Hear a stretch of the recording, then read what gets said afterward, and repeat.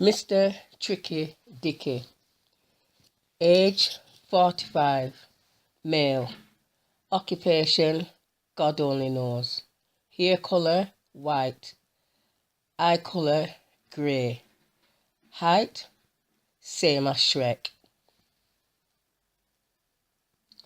So, Tricky Dicky had his profile on a dating site and looked really nice. The yellow background on his photograph made him stand out in his ivory-coloured V-neck top. He contacted me, attracted to my photo, and was gentlemanly enough. He said he lived in Cheshire and was a self-made man. He had made his fortune investing in a plant digger and had developed a huge plant back in the 80s. We seemed to exchange emails shortly after the introductory chat, and that felt comfortable to do so. Soon within our exchanges, Tricky Dicky told me he was recovering from cancer, and as soon as he was feeling better, he wanted us to meet. Being of a romantic nature, he wanted to send me gifts of what he liked. The main one being a CD compilation of his favourite songs, mainly country and western. Not my thing normally, however, he had gone to so much trouble of printing out his picture, personalising the cover with his photo, the one he had on the dating site where we met, and labelled it "For My Lady." I was touched. Here was a man who was extremely ill, and he was spending his precious time thinking about how he could do nice things for me. I received flowers regularly, beautiful bunches of displays and cards attached. I would receive gift hampers of things I liked, which he had listened to during our conversations. He listened so well, because I didn't realise I had said so much.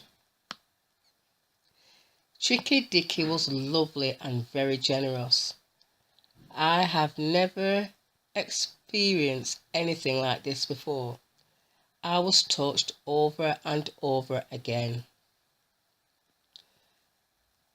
He would disappear for months at a time, and when he returned, he would tell me he had been undergoing treatment. During one of our usually long conversations, when he would constantly make me laugh with his stories, he wanted to discuss a serious matter. He often would tell me of the children he would support at the local hospice. Even as I write this, I am saddened about this story. What was true? I really don't know. So, Tricky Dicky informed me without asking that he was to make me a trustee of a children's home, which he wanted to call in our joint names. He wanted to ensure that I, as a shareholder, would make sure the other shareholders didn't have the majority to ever sell the home. And he knew, with me on board, I would safeguard the long-term sustainability of the children's hospice. I was flabbergasted and felt honoured to be asked and trusted. "Hey up, duck," he would say, made me laugh every time. "What you up to?" was always his opening line. "I want to meet you, Lytham, St Anne's, Friday at 2 p.m. He would be walking the dogs and would meet me there.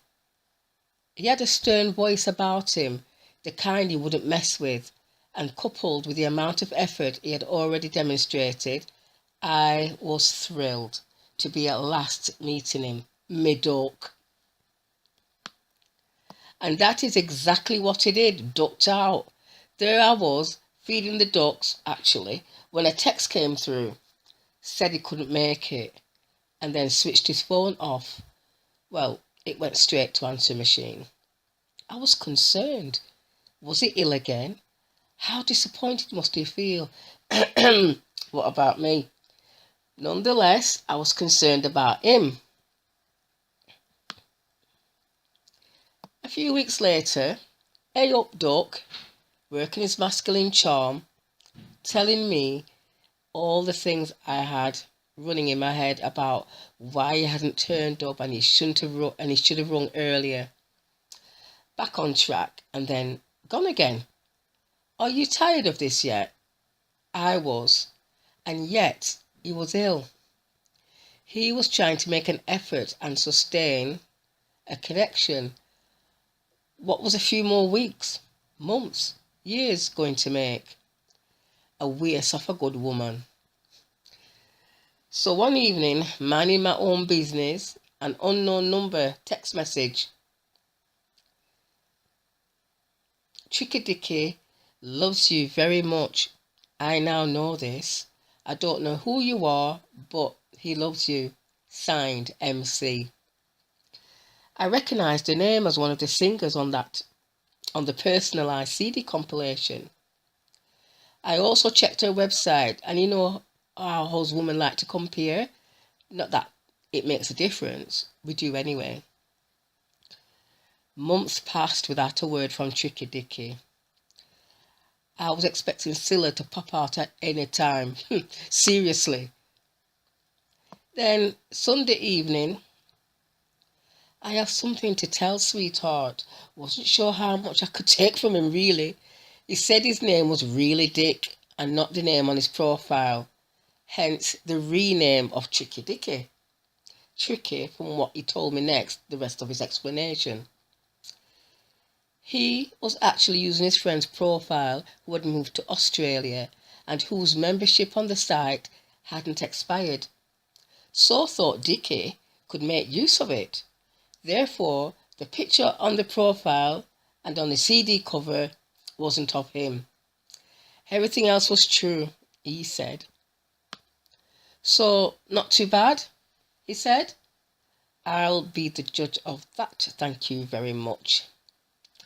Finding it hard to digest, he told me he had rung to tell me if I wanted to slap or punch him, he felt that was only right to give me that opportunity. Not being a violent woman, I actually wanted to punch him, telling him so. He invited me to meet him. As I drove to Cheshire, I was getting more and more worked up. All this time of what? I wanted to see the fraudster. Arriving, I went into the public toilets, which were immaculate and set on a little island roundabout in the town. Very quaint. I wasn't sure where the public house was where he had arranged to meet me for the fisticuff fight. So I turned left once outside the toilets, walked up a stone path towards a lovely church and rang him because I was standing out like a sore thumb. I was beginning to feel self-conscious. Hey up, I heard down the phone and seemingly in my left ear. At the top of his voice for all to hear, he bellowed like a foghorn. I'm here! With my back to him, quietly whispering, for fuck's sake. I turned round and saw Shrek. And yes, he even had the missing tooth to match, but wasn't green. Needless to say, I didn't punch him or slap him. Told him I wasn't impressed. We chatted. Well, he was interrogated, but it wasn't enough to win me over this time. He was a fearless man. I found him to fear nothing apart from the use of deodorant. Very personable, except for in the hygiene department.